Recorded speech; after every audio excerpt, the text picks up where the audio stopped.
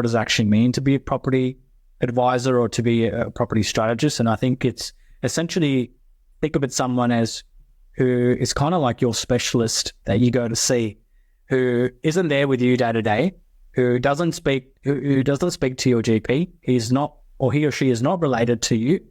They have no vested interest of whether or not you actually do decide to take on the recommendation that they give as well too. Welcome to Get Invested on the Property Hub podcast channel, the leading weekly show for Australians who want to learn how to unlock their full self, health and wealth potential. I'm your host, Bushy Martin, and each week I go deep with the best investors, experts, leaders and founders to find out what it takes to break free from the grind, discover freedom and to live by design. Subscribe now and join me and get invested in the life that you really want. Let's get started. Hi, freedom fighters. Are you a right brain creative or a rational left brainer? And do you eat a lot of carrots to improve your eyesight? And these truisms are about as sure as the earth revolves around the sun. Now, you may be surprised to know that none of these questions or statements that I've just made are actually true. They sound true and believable, but they're not. They're actually a form of fake news. They're falsehoods that actually sound true. Now, let me explain. The notion that you are either left brain or right brain dominant in personality and cognitive style has actually never had a solid foundation or been proven in neuroscience. And this labelling is actually no better than categorising people according to their astrological sign. Similarly, the widely held belief that carrots are good for your eyes is a myth that was created by the British World War II propaganda machine, because they didn't want the Germans to know that they were actually using radars to identify and shoot down German planes at night. So they ran a big campaign to convince the population, and also the German high command, that their pilots had excellent night vision because they ate tons of carrots. And while most of us believe that the earth revolves around the sun, this is not accurately the case, because the earth actually revolves around what's called its barycenter, which is the common centre of mass that planets and stars actually orbit around. And since the mass of the sun is astronomically heavier than the mass of the earth, the centre of mass, or the barycenter, lies near the centre of the sun, which is what the earth actually revolves around, but is not actually the centre of the sun. Now, these are just three interesting examples where generally promoted falsehoods are believed to be true, but pigeonholing things into using simplistic, false binary labels can be extremely counterproductive. These falsehood myths have been built on the basis that the more often we hear something, the more likely we are to accept them as fact. Or putting it another way, if you say something often enough, then people are bound to believe you. Just ask Donald Trump, because he's a shining exponent of this approach. But 68% of all statistics are made up. And I just made that up because it sounds believable, because I attached it to an odd defined data number. So any time or anyone in our life is accepted as understanding of the world is actually muddying things in terms of using simplistic and incorrect notions, because there's big potential mischief here. And I see this playing out increasingly in the world of property investment, where a growing number of self-professed property experts are cloaking truisms wrapped in post-justifying data to convince you to do their bidding.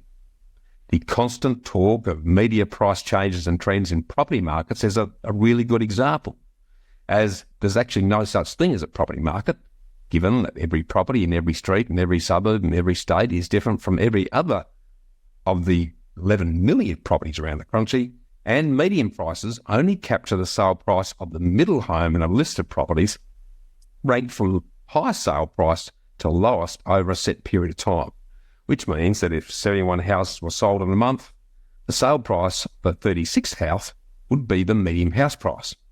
And as the number and price of property sales varies tremendously over time, the median price is actually very misleading and not representative when it comes to making decisions on what's actually happening where with property.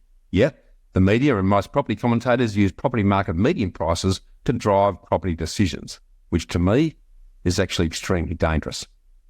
And in recent times, I've seen a rapidly rising flood of instant overnight property experts emerge that rely on similar deceptive desktop data and social media marketing to drive sight unseen property purchases right around the country. So if you're being chased around the internet and your social media platforms by high-profile property experts that you keep seeing everywhere and have just popped up out of nowhere, and they're using deluges of data along with their confident delivery to convince you to engage them and follow the gullible FOMO herd, then take this as a big red flashing warning sign that you may be being led down the garden path to poor property performance. To be a sustainably successful investor, you need to be a contrarian and swim against the tide of popular opinion so that you focus on the long-term underlying fundamentals, not the FOMO-driven short-term hotspot stuff, supported by a mass of self-justifying but essentially meaningless data points. And be very wary of one-stop shop property professionals, as you need to totally engage independent, proven professionals in each and every part of your elite team, so that the healthy, robust differences of opinion between them create checks and balances that allow you to consider all of the pros and cons so that you can then make better, fully informed decisions that are truly in your best interests. It's why our Know How business has recently been forced to provide you with a unique John Wester property style approach where it's the properties and areas we reject that make sure that you get the best. As we don't find, suggest or buy properties, but we sit on your side of the table and vet areas and validate properties being suggested by buyers agents by running independent second-level detailed due diligence to ensure that a property is truly the best fit for your specific strategy needs. So how do you separate the truth from the falsehoods in property? And how do you distinguish property advisors that you can actually and really trust? Well, it's pretty simple. By talking to independent, transparent and objective investors who've been there and done what you're looking to do and have no vested interest in sharing anything but the honest truth, which is where our returning guest and active investor, Azeem Rahman, comes back in.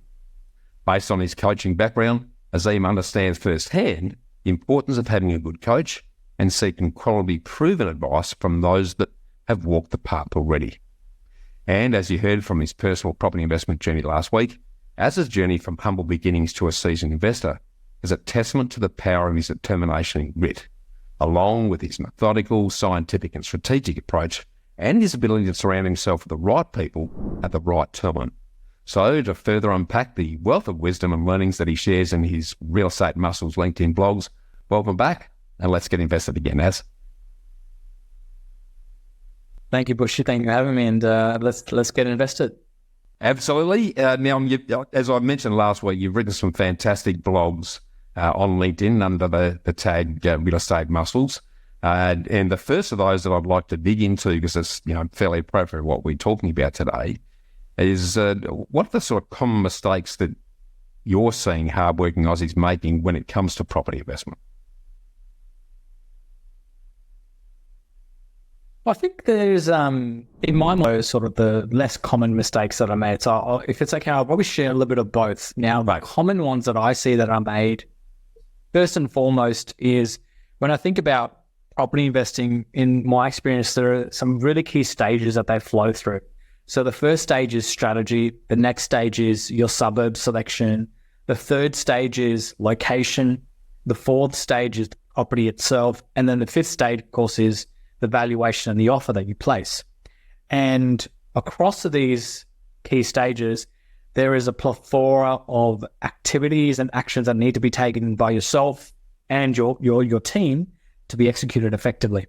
So if I look at across that whole journey, the common mistakes that are made from all those stages, Bushy, the first one is stage one, the strategy.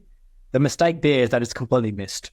Most people that I've come across, both, in fact, not just the common day, everyday real estate investors, but also those professionals in the industry, they themselves don't have a strategy. And there are very few who could confidently say to me that we have a strategy that is also documented. So I think that's the first thing, is completely missed and bypassed, and they go straight to figuring out which property to purchase after they know how much they can borrow. The second stage, which is the suburb selection, the location selection, those two combined, the common mistake I see that's made there by investors is they don't rely on data. So there's a great amount of data that needs to be relied upon and researched and analyzed to understand which are the right suburbs and then which are the right pockets within those suburbs as well too. And it's a combination of science and art, quantitative and qualitative data. So I think that whole data piece is completely missing, or they only have one side of the cube and they only have one dimensional view on it. So they're not looking at it multi-dimensional. So I think the data missing is there from that component. And the fourth stage, which is the property selection, what I find that investors make a mistake is they don't have a clear criteria of what are the non-negotiables, both external factors and then the internal factors, because you need to ensure that there's appeal in the short term for your tenants, but then long-term appeal for owner-occupiers should and when you decide to sell. So I think that criteria is not there. Investors do have an idea. I had an idea when I started to, but it's not a comprehensive view of what exactly am I looking for and what are the non-negotiables. And then the last word that I find common mistake is with the offer is the offer is just not on par with what truly is the value of the property. It's either a case of they are lowballing the offer and they're missing out on good opportunities, or they're overpaying. And the reason why they're overpaying or they're under offering and not getting the property is purely because they don't know how to value the property itself. So if I look at it completely from a journey start to finish, those are the common mistakes that I see that are made by investors. A couple of them in particular that I find investors who already have purchased an investment property, anywhere from say 1 to 3 investment properties. A couple in particular that come to my mind that I notice, one is they don't factor in repair and maintenance. The reality is there is always going to be repair and maintenance, even to some degree, even if it's even if it's a newly built property, there still will always be wear and tear. Something will always happen. So you need to be able to having some money set aside for that. And the second is trusting your property manager blindly as well too is a mistake that existing investors make. And that's not to say that if your property manager is making mistakes, that means that they're not competent. It can just simply mean the case of that they're just human, they make errors, systems can come up with some situations that cause issues. But I think if you're coming with the mindset as a business owner, and you could dedicate a little bit of time to check all the documentation, to check the information, check the numbers are correct, it pays to do so. Because I've personally found, even with the best property managers and agencies, sometimes mistakes are made, and it's not their fault. Sometimes, errors happen and glitches happen. But if you're not taking the time to have a look at it, you're leaving money on the table. So I think there is a few there that are made by existing investors, but across the whole journey, there are many common mistakes made by first-time investors. Yeah, that's a brilliant run through in all aspects of the exercise, and I think you're right. It's a normal story. If someone thinks they've got free reign, we relate to that last example in relation to property managers. I've often said that you use the business analogy. You're running a business, so effectively a property manager is a staff member in that business. Effectively, if you're not managing them, if you're not managing your managers, then psychologically they start to relax. So just knowing that there's that discipline there of regularly look at the statements every month, see what's being charged for what, ask some questions. What it's doing is letting them know that you are on top of it, that you are keeping an eye on what they're doing and why they're doing it. And that in itself promotes better performance because they're aware that they're being watched. It's human nature. If we think we've got free reign and no one's having a look at us and they're just accepting it, then we tend to relax. And often when we're busy, which most property managers are actually flat out, given the number of properties they need to manage, it's not uncommon to happen. So some great sharings there. On the flip side of that, and you touched on a lot of this last week, but I'd love for you to sort of summarise for us one of the most valuable lessons that you've personally learned as you've invested in property. Well, I would say the very first one that I learned is the importance of surrounding yourself with the right people. It's the reality is you cannot execute this on your own. And again, it goes back to that analogy, Bushy, of running it like it's your own business. If you are running a business of no matter what scale it is, you cannot be running it on your own in order for it to be successful. You need to have your team there with you and all of them doing their parts and doing them really well in order to achieve the long-term goals of your business, whatever that might be. And so the same thing applies with property investing. And I didn't give it enough attention and value that I should have.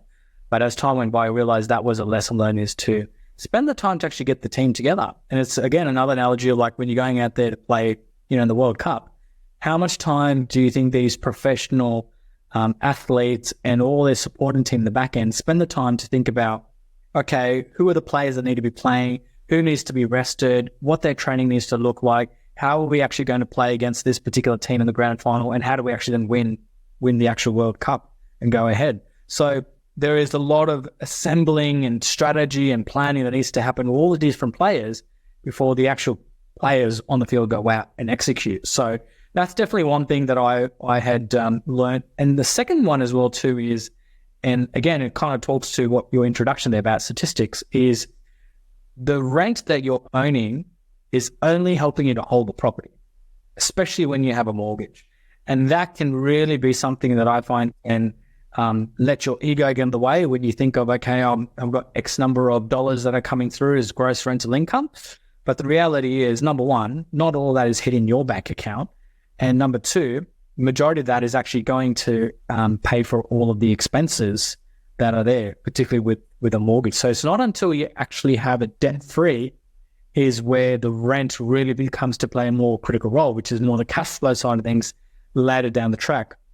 But for as long as you're holding the property, which in my opinion has to be at least, 15 to 20 years at a minimum for a long-term sustainable residential strategy, for that period of time, the rent is just only helping you to hold the property. And I really want people to let that message sink in, because it can be a great statistic to have that this is my gross rental yield and this is how much it's coming through. But that really is not, that's just on paper. That's not what the reality shows in your bank account. So I think the more you can realize that and learn that earlier on, the more you'll actually then shift your focus to the metrics that are more important to pay attention to set your portfolio up for the right foundations for the long term. So there are a couple in particular that come to my mind.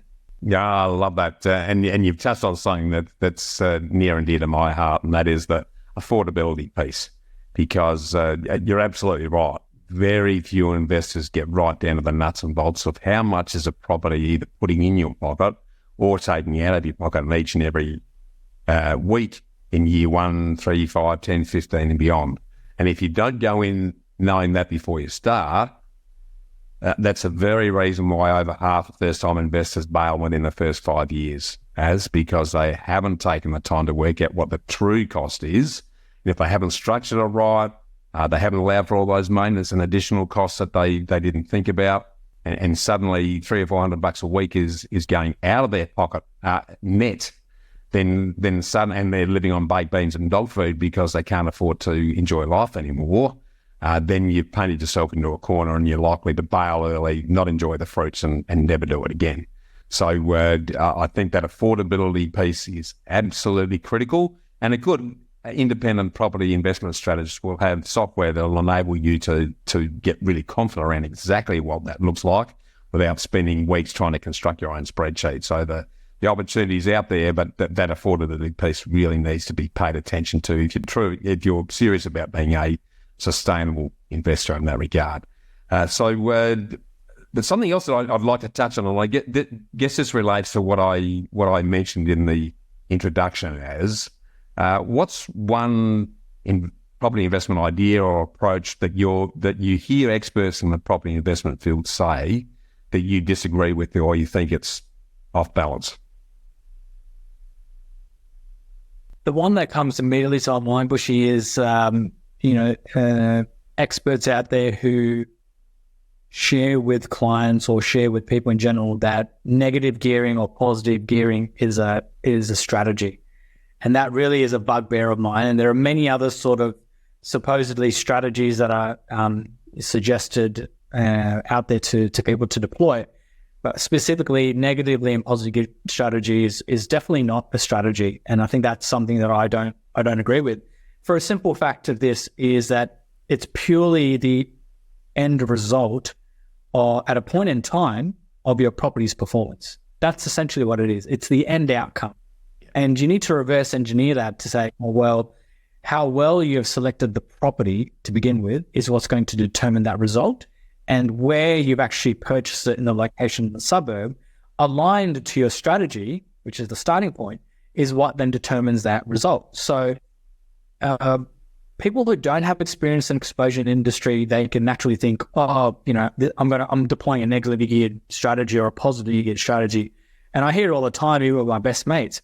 But what I would encourage people to think about, and I'm a sucker for analogies with the gym, is if you were actually to go out and say, my goal is that I want to lose 10 kilos and I want to lose weight, you don't go out there and say, my strategy was to lose 10 kilos. That's a result, right? What was the strategy? What was the approach to achieve that? So in a fitness context, if that sounds funny to you to say, oh, my strategy is to lose 10 kilos, then let's bring that back to the property arena. It's also very silly when you say negatively geared or positively geared is my strategy. It's not. So that is something I don't definitely agree with. And a part of that also that I don't agree with as well, Bushy, is the locations and the areas by saying commercial or residential is the strategy. That's not the strategy either. That is just purely a sub-market within the industry that you are deciding to focus on in order to execute the strategy at a point in time again. Because as you know, strategy is a point in time. You may review it again and realize, okay, now at this point in juncture, I'm going to pivot and look at a commercial sector or the residential sector. But that's essentially the location of where you're going to bring your strategy to life. And again, I use that analogy. If you were to say that I'm going to go to the local park versus going to the gym versus working out at home, that's not the strategy. That's just where you are going to exercise. That's not the strategy. So again, when I say that, it sounds really funny, and I know you're smiling because you think that it goes, yeah, absolutely, that makes sense. Where I go to exercise is not the strategy.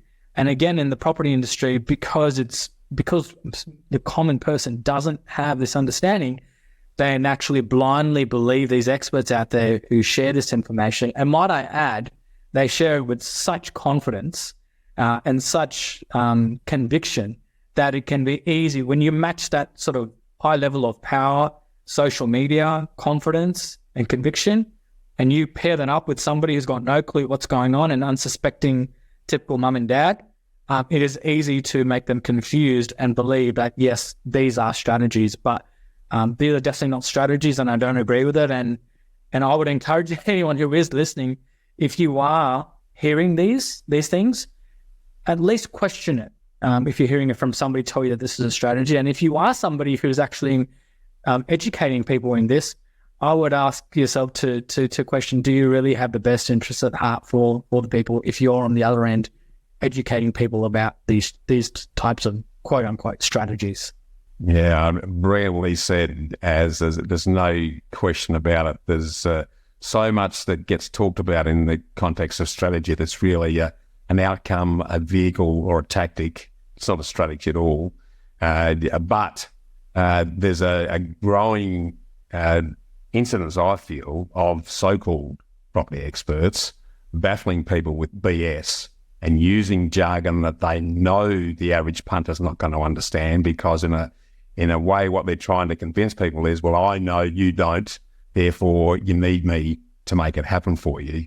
The one thing that I'm sure you do all the time, and I encourage everyone to do, is ask questions and keep asking questions until you understand. And if you're getting bollocks and you're getting jargon and you're getting confusing language, just keep on keeping on. You're paying them if you're going to engage them, so you want to be crystal clear on exactly what it is they're doing and why they're doing it. And if they can't dumb it down into language that's easy to understand, like the great analogies you're sharing with us in relation to exercise and working out, then you're talking to the wrong person. So I love that. Let's stay on that subject for a minute, because I guess the key bits that go with that for me relate to your thoughts on property advisors. So I'd love you to sort of share a little bit more of that, and then also talk to us about how investors can actually distinguish a property advisor that they can actually trust. Can you talk us through that? Yeah, sure. I think you've mentioned this before, Bushy, but I think it's first important to understand what people should understand if you haven't engaged on what does it actually mean to be a property advisor or to be a property strategist. And I think it's essentially think of it someone as who is kind of like your specialist that you go to see, who isn't there with you day to day, who doesn't speak to your GP. He's not, or he or she is not related to you. They have no vested interest of whether or not you actually do decide to take on the recommendation that they give as well too, and how and what you do with your health as well too. But they will provide you with the cold hard facts. They will be empathetic. They will be customizing the situation to you. They will analyze and look at all the information that you share with them and help you then to determine, okay, what's the root cause issue here? What's the barrier? How do we overcome the barrier? And what do we look like this moving forward? So in the property arena, the advisor is somebody who is just completely independent and has no work involved whatsoever in the actual property purchase transaction. So earlier on, those stages I was talking about where you're looking at the right suburb, the location, the property and the offer, and then the settlement and property management, they are not involved at all in that process. And that's exactly someone who you need to be your eyes and your ears who's not involved. And when it comes to, whether or not you can trust someone or not, I like to simplify things. And I think back to a great book that I've read about the trusted advisor. And the trusted advisor concept talks about different elements of how you find someone to be trustworthy and you can trust them. And the key principles are they need to be credible, number one. Number two, they need to be reliable. Number three, they need to have a level of intimacy. And that needs to be on the basis at the bottom of self-orientation. So the book, of course, goes into much more detail, and I'd encourage you to read it if you are an avid reader. But those are the four things that you need to be looking out for when you're having conversations with somebody. So you're not going to get this by looking at what's being shared with you on social media. You're not going to get a good sense of it on a website.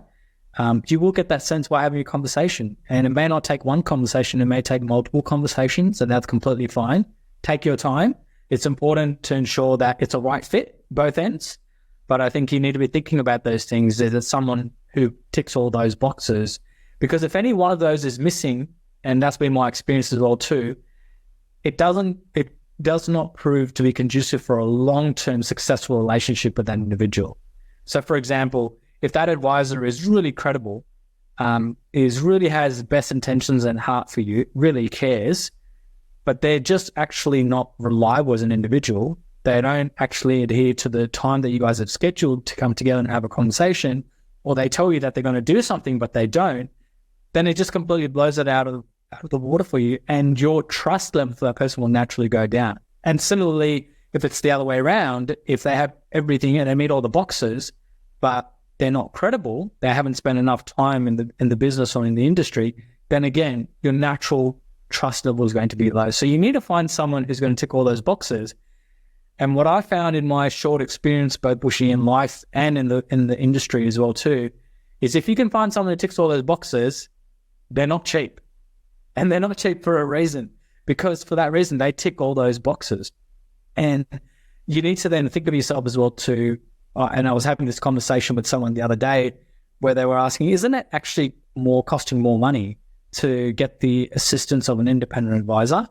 And I said, absolutely it is. But ask yourself the question, what is the cost of not getting that advice? And they literally just stood there and they thought about it and said, yep, that makes a lot of sense. And even when you quantify it as well too, and you do the numbers, if say hypothetically an advisor is going to charge you upfront a transparent fee of $4,000 and you go on later on to purchase a property for $500,000, if my maths is correct, that initial investment you made with your advisor is less than 1% of the property purchase transaction, less than 1%. And that can be all the difference it makes to get you set up for success, which can then help you to then propel you longer term, depending on what your longer term plans are, how many properties you're planning to purchase, what else needs to happen in order for you to meet your goals and to execute that strategy. But that is actually going to help you to accelerate and fast track all the mistakes that common investors make. Very thorough. Ensure you've purchased an investment grade property and you've fast tracked yourself as well too, which is kind of what I wish I had when I first started as well too. So I think those are the four key things that I strongly urge people to have a think about is, the trusted advisor model and think of those things of when you're speaking to that person. And the last thing I would mention as well is experience and professionalism both need to be there. You can't be dealing with a professional who's not experienced, and you can't have someone who's got experience, but they're not going to be professional. Those both are very, very important. And I see that often in this space in particular. I see a lot of people claim to be strategists and advisors, but they are missing three fundamental things. They're either not professional, they're not experienced, or they actually don't live by what it truly means to be an advisor, and they're actually selling properties, right? And it's all smoke and mirrors. So that's why I think that is really critical. So think long, think hard, but above all, and like I've said previously in previous conversation with you, Bushy, as well too, outside of all of this, what you hear and what you see, trust your gut as well too, because at the end of the day, after you've had a conversation, you've had an understanding of what they can do for you, are they the right fit and whatnot. Yes, you can see the client testimonials. Yes, you can see how many people they've served. Yes, you can see how long they've been in business for, but always, last but not least, check in with your gut, because often it's on the mark for most of the time. Not always, but majority of the time, your gut is telling you the right thing. So trust that, and always come back to that as well too afterwards. Some absolute gold shared there. As I think, the key takeaways for me amongst that gold, make sure the advisor, and particularly the strategist, is independent of the other service delivery. As you say, there's way too many, particularly buyers agents, but other players in the space who market themselves as a property strategist, but the strategy is just a marketing conversation to get you to get them to buy a property for you and charge a fee for it. So I think the strategy piece needs to be independent of all the other bits. And then if you've got someone independent of that process, they can also add some additional experience and expertise in parallel with you to actually validate and verify what other professionals are suggesting in relation to areas into property. So you've got those checks and balances in place that are helping to make that happen. So we're absolute gold on that front as well. We've sort of touched on buyers agents a bit over the journey. As would love to get your buy-in in relation to whether you think investors should find and secure their own properties or engage a buyer's agent, and if so, when and why? Yeah, absolutely. This has always been an interesting conversation that I've had with a range of people about this. But look, as much as I believe that for the vast majority of people that you can go out there and do it yourself, I still there is a part of me that I know logically there is a need for buyer's agents. So I wouldn't go to as far an extent that they're not needed. There certainly are. But I think that their role and their service would be for the minority, not the majority. And it is, unfortunately, the flip that the new and upcoming and existing buyers agents do, the flood of marketing that they do is to the majority, who in actual fact should be and can actually do it themselves if they actually get educated, rather than them actually focusing their energy on their marketing and their education towards the minority. Now, there's 5 key things that I personally have thought about, because in the past I have also considered about engaging a buyer's agent, and I never actually went through the process of doing so. Yeah. But by virtue of considering that, speaking to buyer's agents, and also my own experience, there are 5 key things that I think one should always ask themselves and think about. First and foremost, if they should get the services of a buyer's agent. So the first one is your passion in real estate and investing. And there's a number of questions that you need to ask yourself about your passion. The second is time, if you have time to towards it. The third is your affordability. Can you afford to do so? The fourth is your risk tolerance in that regard as well too. And the fifth is the data mindset. It's properties that finance and a numbers game, and so you need to also be able to think and execute based on data and not purely on feeling. So those are the 5 factors that I would encourage anyone to think about. And if the vast majority to those key factors, if the answer is, actually, you know what, yes, I do have all these things, then great. You should be able to go off and do it yourself. Yeah. On the basis, though, I would caveat that, on the basis so that you get yourself educated as well to do so. Because if you have the passion, you have the time, you have the you have a low risk tolerance, but you go off blindly to invest, you're still going to likely to be unsuccessful. So it's on the caveat that then the bridge there is to educate yourself before you do that.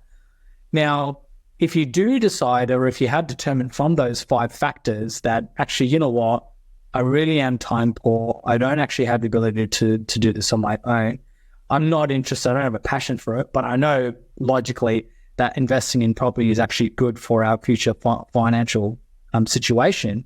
And so for all those reasons you decide to engage on, then obviously the $1 million question becomes is, how do you know you're actually dealing with, the right buyer's agent or not? So I, again, think that there are a number of factors that you need to consider as well too in here. And the key amongst all of this is you need to take your time. If you've already decided that you do need a buyer's agent, you need to spend the time to shop around and speak to a number of them to get a good idea. So the first thing is have a look at their tenure. How long have they actually been in business for and actually been operating as a buyer's agent? So that there is importance to that. Now, the reality is, it goes for anything in life. You don't need to be a high performer for X number of years in order to be doing well. Sometimes it can be a less period of time. So I absolutely get the practical side of it. But there is something that needs to be said about tenure that you just cannot accelerate or fast track. So, a buyer's agent who's only been in the game for 1 year, well, what do they do in a situation where you're dealing with a client whose actual finance didn't go ahead? Now, what do you do in that situation? Do you offload it to another client that you're going to potentially seek to, or do you go back to the sales agent and just let them have conversations with other buyer's agents that are out there? What if you actually were looking at the contract and the contract was absolutely fine, but it turns out that there was something really critical missing in there and you've never had to deal with that before? What do you do?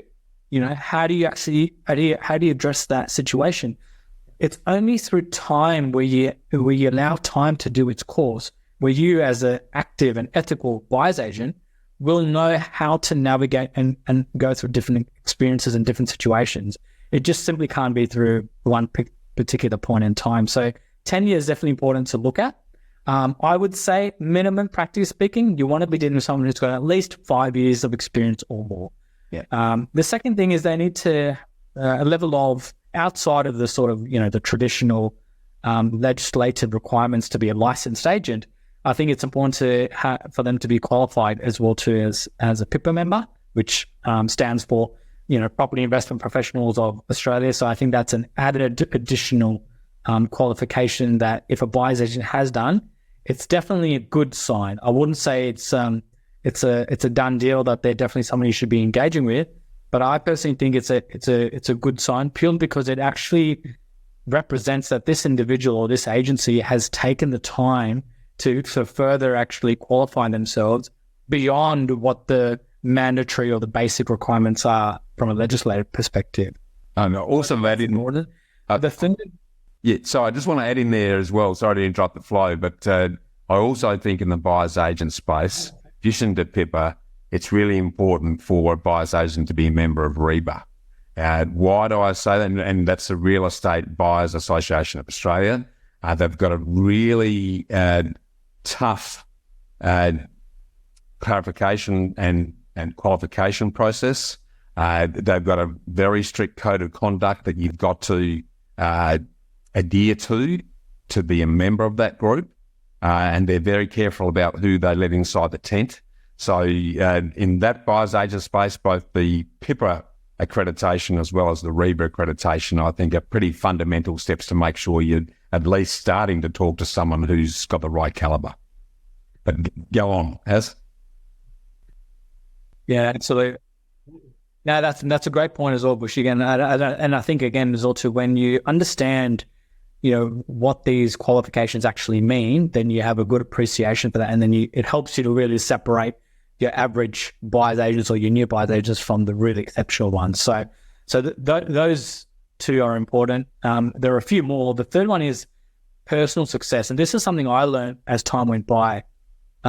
It's one thing to, as a buyer's agent, yes, you should be a property investor yourself anyways, that's a given. But there are two types of buyer's agents. There are those buyer's agents who are on the journey themselves personally to get to the other side of financial freedom or their goals that they're trying to achieve. And then there are the second plan of buyer's agents who are already on the other side of the fence. They have already achieved their goals. They have achieved financial success, whatever that looks like for them. And now they're helping others do the same. Now, there are a difference between the two right there. I would be encouraging people, if you have to deal with a buyer's agent, deal with the latter, right? You don't want to be dealing with a buyer's agent who's on the journey themselves. It goes back to the same principle about when you're seeking advice or seeking help, who do you want to be seeking advice from? From someone who's already achieved what you're after, or someone who hasn't, who's on the journey? I personally would go with someone who already has. And just that on its own, Bushy, personally, I think completely separates the vast majority of those versus those who already actually have achieved success. So that's really important, is don't look at the business success, the clients that they've helped with and how much money they've made them save or how much equity they've built and all those wonderful things. There's a difference between personal success and business success, and you need to focus on personal success. So that's definitely the third thing I would focus on. And then the last two, the fourth is strategy. The reality is a strategy is not overnight, and it takes a lot of thoughtful discussion and a lot of different independent people to help you to build a strategy.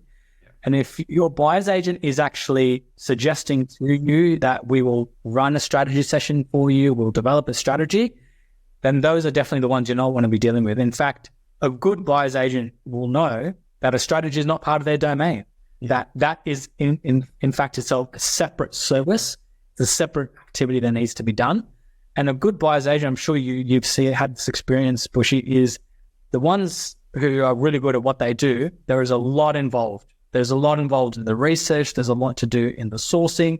There's a lot to do in the analysis, in the groundwork, engaging with people, relationship building, negotiating. The amount of skill set you need to be exceptional as a buyer's agent is tremendous. So you do not have the capacity, the bandwidth to then also be spending copious amounts of time with the client initially to set them up for a strategy as well too. So if your buyer's agent is suggesting for you to do that they will do a strategy session for you, then they're not the ones you want to be dealing with. And the last thing is there should be no additional services or charges. What I found is typically buyer's agents who are new to the game and they're starting off, they often actually provide additional services and offerings purely because they don't have enough demand and clients coming through. So they have more offers available and more different services. So that what that actually looks like to help people to really, be able to grasp what this means is, they'll be offering to do just the suburb component research for you and charge you a smaller fee to do suburb research, and then off you go and purchase it on your own. Or they'll be offering a self-paced online course about helping you how to become a property investor. Or they'll help you how to set up a self-managed super fund, just to name a few. So there's a number of different things and tricks that they do here, but the reality is you got to ask yourself the question, why is this buyer's agent offering so many different services and offering here as opposed to the core function, which is critical to them? So again, like you were saying earlier, just ask the question. They may still be ethical, they may still be responsible and working well, but what's more important is for you to think about like it's your own business and just ask the questions, why is this the case? Why are they providing all these additional services and charges? I personally find that the really good buyer's agents, they're very clear on their bread and butter, what they focus on, and they do not go beyond that as well too. And that's why they have repeat clients coming back to them. So those are the five. So if I was just to summarize that, because I know I went in detail, because there is a lot of detail there, is look at the tenure, look at the qualifications that they have, look at their personal success, look at their strategy and what they're offering in the strategy space, and whether or not they're providing any additional services and charges as well. Absolutely brilliant summary. There's a couple of things there that I'd sort of like to draw attention to, and that is the education piece you spoke about. Because I think, again, if someone has personally achieved their success and they're doing it because they want to, not because they have to, there's a very different experience you're going to have with them. And those people, good, and this is not just buyer's agents, but property professionals generally, good property professionals, if they're doing their job, they're educating you so that you don't need them down the track. I believe that if someone's serious about what they're doing and they're helping property investors to do it better, they're going to work themselves out of a job. Because if they're not, if they're keeping you dumb, and they're using jargon and everything else to keep you at a distance so that you feel like you have to use them, then that says a lot to me about their values. And I think the other thing, particularly with buyer's agents, that is a bit of a warning sign that we haven't touched on, and something that really annoys me, is the number of buyer's agents who use the tag of "we find you off-market properties." That's if you find a buyer's agent whose the predominant properties that they are finding are off-market, that's a massive red flashing sign for me, because what that means is they are more focused on building relationship with selling agents so they can offload properties to you that are untested in the market quickly and easily, that are good for the sales agent and potentially good for the vendor. If a buyer's agent isn't out there actively negotiating in the open market for good quality properties where you can actually benchmark what the true value of that property is, that says a lot about the quality of the buyer's agent. So I guess, I am a believer in buyer's agents for the right person at the right time, particularly early in the journey. If an investor doesn't have time and they don't have the knowledge, as long as they're associating with someone who's done it, as you brilliantly said, but has also taken the time to educate you on what they're doing and why they're doing it, so that next time around you're way better positioned to know how the process works and what you need to be doing when, then they're adding some real value to your ongoing property journey. So that absolutely brilliantly summed up there, as I think that's just absolutely spot on. Something just as an extension to that, because, with the increased access to data and what AI is now doing in conjunction with having access to local independent property managers, do you think the combination of those two is ultimately going to replace the need to have a buyer's agent? That's a very good question. That's certainly something that I have thought about myself. And my hunch says to me that I think a couple of things will probably end up happening. Well, number one is, yes, I think there's definitely going to be an impact for sure. I think what will end up happening is it will definitely wipe out the ones who are definitely not in it for the long term, who are unethical and not experienced as well too. So I think they will be wiped out very quickly as time goes on. I think the ones who are going to be in that for the long term, who not just purely in terms of their intention for their clients, but just purely from a business point of view, the ones who can adopt to technology quicker, have a stronger business mindset and think for the longer term, they are the ones who will adapt and be able to adjust to it. Yes, to some degree, if you think about it even now, a lot of the data that's available that buyer's agents use essentially is a form of AI anyways. So it's really extracting a lot of the data from a number of different sources anyways. So if you think about it, AI is already in motion, and to some degree, it's going to be about how prevalent and how much it accelerates moving forward. I definitely think there will come a time, I don't think it'll happen overnight, where eventually you could have some form of a virtual buyer's agent assistant where, you can go in, put in all your briefs yourself, what exactly you're looking for, and it would be able to spit out to you where you should be looking for, what specific areas, to drill it down, and then you can go off and look for opportunities and properties in those areas. But I think there'll always still be a need to vet that. 100% there'll always be a need to vet that, which is why I think buyer's agents will still be needed, is because technology and the data is only good as what's happening on the ground route. So it's a great example of, ChatGPT. You can use ChatGPT and tell it what you want, but it's missing substance, it's missing emotion, it's missing context, it's missing you as an individual and what's important to you. Those things a machine or technology can't tell you. So in the same sense of when you're looking to purchase property, which is by far the most expensive thing that most Australians will ever purchase in their lifetime, you definitely need to then marry that up with yourself as an individual and what your needs are and how that matches with it as well too. And also what's happening on the ground. I don't think that there'll be a silver bullet tool that will be able to extract everything from the macro, from the Australian economy to the regional economy to the actual suburb, all the way down to the local, government and structure and things that are planned. There will not be a silver bullet here for that. I think a big chunk of it will be provided in the future, but there'll still be need to do some manual human intervention of good quality research and vetting which is where a buyer's agent or independent property advisor comes into the picture. So there will definitely be a need. But I also think, Bushy, even outside of AI, I think the reality is a lot of investors are, with the amount of information that's available, I think we will start to see an increase in investors who are becoming do-it-yourself as well too, just purely from becoming educated and also supporting their own self-education with AI. And I also think it'll be all parts of the other areas. So, when we think about even cryptocurrency, blockchain, contracts, the settlement period, all of the operational things that happen in the background of the transactions, how about the property management and the managers at the moment, how they carry out all their activities.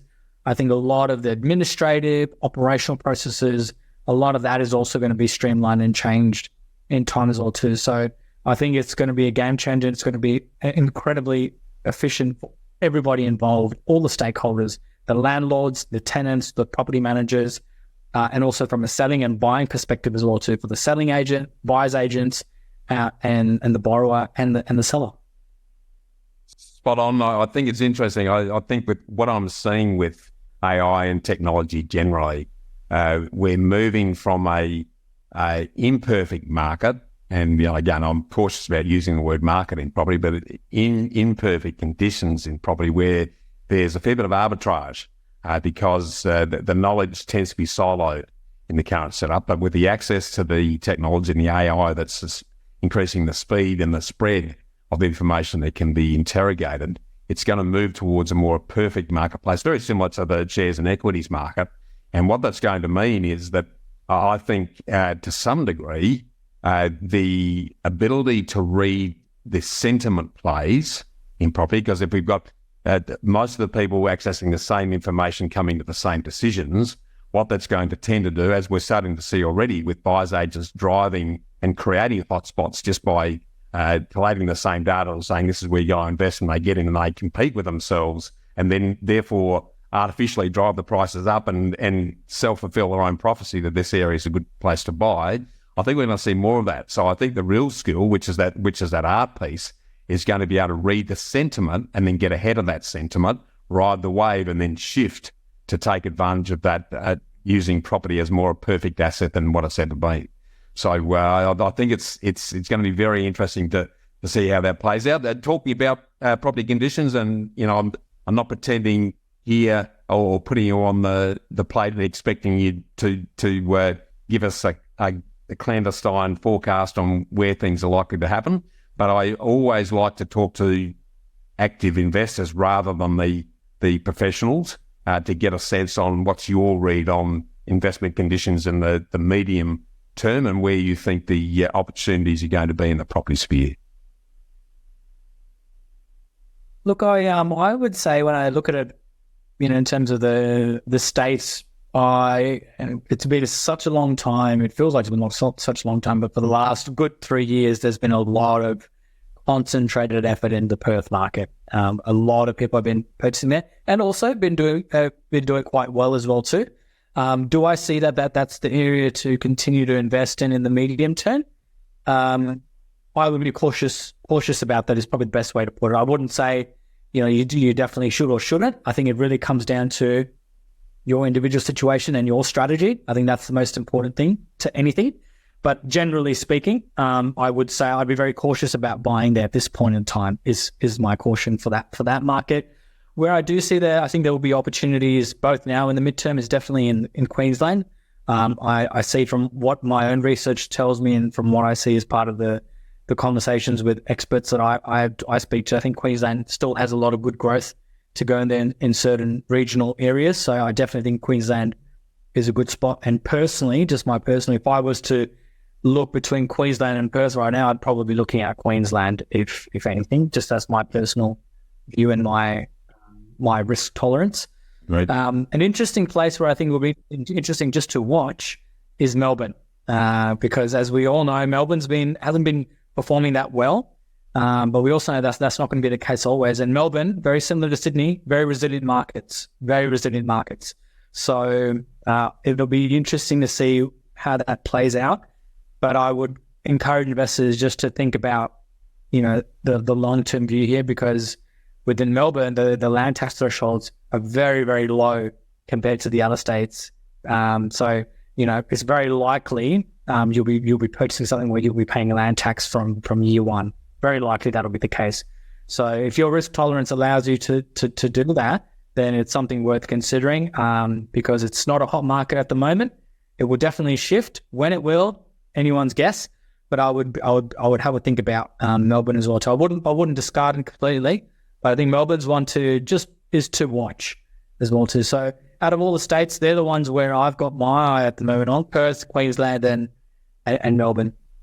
Yeah, well said. I agree with your sentiments. I think the needles move too much in WA. I think you're coming in at the end of the exercise now. If you're in there a couple of years ago, you would have done well, and you'll do well for a little while yet.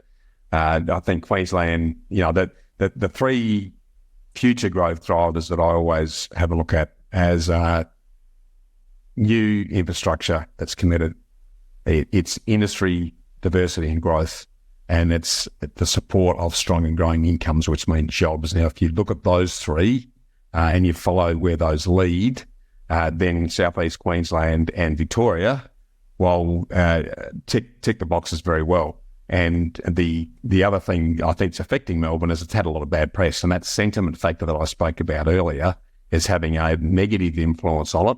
But if you deep dive into the underlying fundamentals, the population growth and the supporting infrastructure growth that's happening in locations in and around Victoria, while it mightn't be the flavour of the month now, as a contrarian, I think it provides a lot of opportunity. So, I'd love that you're sharing those thoughts. Sort of bring it all to head. What are your key takeaways to being a successful property investor, given the context of what we talked about last week and this week? I think the first thing is your mindset. I think that definitely is a starting point, and the mindset you need to have is to run like it's your own business. And so some of the questions that I ask people now is, if you were to start your own business, would you go out there without thinking about what your strategy and your plan is? Would you go out without one? Would you go out there without actually having a team there to support you around this? Would you go out there without having the end in mind of what are the goals you want to achieve from this business? Would you not have a think about the cash flow implications and run the numbers? And if you're buying an existing business, would you not be very thorough with the questions and the research you do as to why is this business owner selling their shop? What is the reason? What are all the documents I need? And I make sure I have all the people around to support to actually have a look at that. So if the answer to all of that, all those rhetorical questions is actually I would be doing all those things, then the same thing needs to apply in property investing. It's the exact same thing. It's no different to that. The only difference really is the amount of time and energy you give it. In an actual business, you're doing it actively, whereas obviously in the property arena, it's a bit more passive and not as active as that space. But the principles still apply. But the only way you actually execute on that, Bushy, is because that's to start up here in the mindset. The mindset needs to be there. Everything flows from that. So I'd say that's definitely one of the number one thing as a successful investor. Yeah. And then what flows from that is a range of sort of micro traits that will just naturally flow as a result of that. So for example, your ability to plan will flow out of that because you're treating it like a business. Your ability to hold people accountable will flow out of that because it's of your mindset. So there are a number of micro traits that I won't get into, but it stems from that. Separately to that, understanding alone is patience. Property investing is nothing that happens overnight. Even if your strategy and your approach is, in a bit more a different approach where you're looking to do your flipping, you're in the development space. Even then, from what I have seen in my experience in that industry, it's still not overnight. Yes, it's a slightly shorter time frame, but it's still not overnight. So regardless of what your specific strategy is in property investing, it doesn't matter whether it's commercial, whether it's residential, you're looking at the type of properties, what you're doing with the property itself, how active or inactive you are, or hands-off you are, you have to be patient. So I think that's certainly another key attribute that I think is important to have. And the third one I would say is resilience. A lot of things will happen that you don't expect to. Again, very similar to just like business. You don't know what's going to happen. Anything could happen. You might have a staff member who decides to leave. You might have issues with the actual structure of the building itself where you're running your business. Your personal circumstances might change and you might say, this is not for me anymore.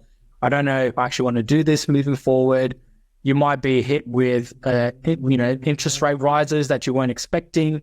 A lot of things can happen, and that's okay. What's important is to accept and embrace that that's going to happen. And rather than to run away from it, is to actually lean into it and be resilient and figure out a way to get around it. Because if there's a will, I found there is a way. Even if you make mistakes, regardless of how costly those mistakes are, if you're in it for the long term, there is always a solution I found so far as an investor in property. But you just got to hang in there tight and be resilient. So I think those three are sort of the real sort of because I'm a visual person, I think there's kind of the bulk at the top, and what sits underneath them is sort of the micro traits, but they're really the really bulky ones, the big rocks, the business mindset, the patience and resilience for me. They're the bulk ones that I think really set the successful from the unsuccessful apart. Perfectly summed up as spot on. I love the analogies that you've shared with us to make that real. It's really easy to comprehend exactly what you're explaining to us. So love that. I'm now going to switch into the old second ambush round and give you the compulsory blindfold and cigarette and the first question I'm going to ask is, what's your favourite quote and why?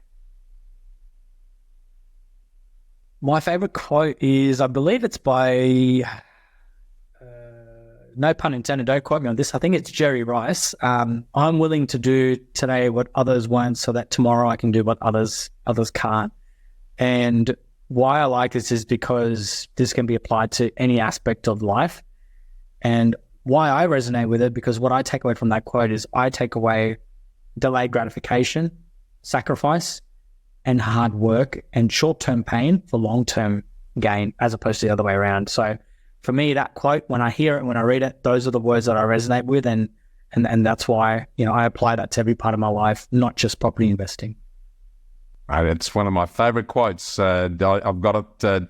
I used the book, The Freedom Formula, as an excuse to put all my favourite quotes into the book, and that sits fair and square as one of them, mate. It really sums up what the essence of it's all about. So I love that. Referring to the literary front, what's the top book that you'd recommend we read and why? Oh, that's a very tough one to ask me, Bushy, because I'm an avid reader. It's so many that come to my mind. Look, I would say if I had to pick one, which is very hard, I would say the Richest Man in Babylon. No doubt. That's the first one that comes to mind. It's just it's very classic. It's timeless advice over the centuries, and it still resonates to this date. So I think for someone who's starting out on their journey, top book, definitely that one. Yeah, save 10% of everything you earn and invest it. Doesn't get much simpler than that. And if you stick to the knitting, then and let time do its work, happy days. So an absolute timeless piece. So slightly different tack now. If I was to give you $50 million in cold hard cash right here, right now, what would you invest it in or spend it on, and why? So what I would do if I had that much amount of money, I think firstly, I wouldn't actually go off and buy anything significant to begin with. I would actually, firstly, I would make sure that all of our existing debts are paid off. The second thing I would do is to buy a new house for both my in-laws and for my parents. Yeah. And the third thing that I would love to, this is definitely part of my sort of future state that I want to bring to life with my wife, is I would love to spend some money of that to actually build a church or to build a chapel as well too. That's something that I really want to do at some point in my lifetime. So I would love to do that. And then actually I'd spend quite a bit of money as required to actually go and get financial advice on how to, ironically, spend the rest of the money. And whilst we're mulling over how we're going to spend that money and invest it, I'd go away for a nice, good 6-month holiday with my wife. just to relax, so that when we do come back, we can then think about how we're going to, invest that money that we've got available. So I think that just the reason why that's the approach I would take is because self-gratification is so natural to me that even when I would have that much amount of money, I still would be cautious about spending it straight away. Love it. Absolutely love that.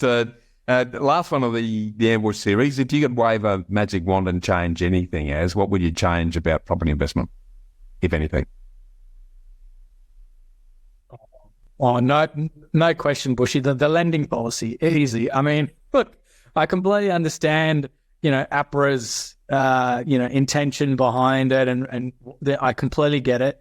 But I think also that I would find a way for the lending policy to change specifically so that it would be incentivizing and rewarding the investors. Because the reality is, investors are, even at a small degree, are assisting with the rental crisis that we have. The more investors that we have purchased, that's another additional rental property that's available on the market. So I think there needs to be more incentive from a lending perspective. Yes, the government incentivizes investors through a range of different ways, capital gains tax and negative gearing and so forth, in different ownership structures. But from a lending perspective, I think there needs to be a bit more incentive for existing landlords, rather than sort of saying, okay, you've hit your borrowing capacity now.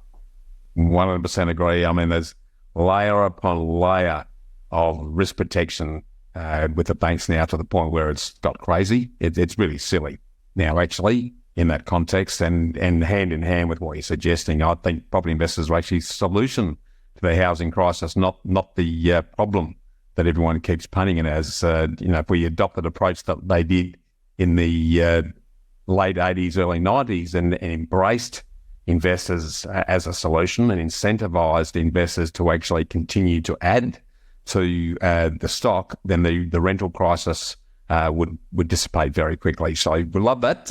Final question, if I ask you to get invested, what does that mean to you? To get invested means, to me, you've got to be on the field. You've got to have skin in the game. You can't be on the sidelines and, wish for the game to play out a different way, for the results to be a different way. If you want the game to change, if you want the scorecard to look different, then you got to get onto the field. Don't rely on others to be doing it. Get on the field yourself and do it yourself and have skin in the game. And whatever that looks like, sometimes it might be that you need to invest your own time to be on the field. Sometimes it might be you need to invest money to get somebody else to be on the field on your behalf. But either way, you need to invest in some shape or form, time or money, or both, to get what you're after. So you can't be on the sidelines. I love it. Look, for those of us like myself who've really resonated with what you've shared with us today, we'll have the links to you, and particularly your Real Estate Muscles great blogs on LinkedIn in the show notes, so you can do that. Is there any other way that listeners can engage with you if they're keen to, Az? At this stage, the best way is LinkedIn. So feel free to reach out to me. You can connect with me, send me a message. And if there is anything in particular that I could be of assistance of, by all means, more than happy to see how I can assist. And I think the blessing for me is having that good mix of personal experience and tasting both failure and success, but also the hands-on experience in the industry as well too, and seeing the good, bad, and the ugly. So if there's anything you'd like to get assistance on and would like to use a sounding board, just message me on LinkedIn. Happy to have a chat. Brilliant. Really enjoyed the discussions. It's so refreshing to talk to someone who's sharing it for the right reasons, and sharing it from the heart and from actual personal experience without any form of vested interest getting in the way and conflicting the message. So I really want to thank you again for taking the time to share all of this with us. Before we close, if anyone listening would like to discuss any of this further with other like-minded investors in a very safe, relaxed and no-pressure environment, feel free to join us on the Property Hub Collective Facebook group by clicking the link in the show notes. And if you'd like to dive a bit deeper into your specific property needs or challenges confidentially, feel free to book in with me for a personal solution session by clicking the link in the show notes. And I'll make sure that we dedicate a full undivided hour, so you can tap into the 40 years that I've been playing in the property sphere to help you solve and support your next property steps. And that brings us to the end of an awesome couple of conversations, as I really enjoyed it. This is going to be the start of many. So thanks again for getting invested, and let's make sure we keep the conversation going. Thank you, Bushy. Appreciate it. Thanks for tuning in to Get Invested on the Property Hub podcast channel, your home for property investment insights and inspiration. Make sure you subscribe to Property Hub for free. Get your weekly dose of Get Invested inspiration, along with every episode of Realty Talk, Australia's top online property show for red-hot property investing news and insights direct from industry leaders and influencers. And finally, I'll see you next time.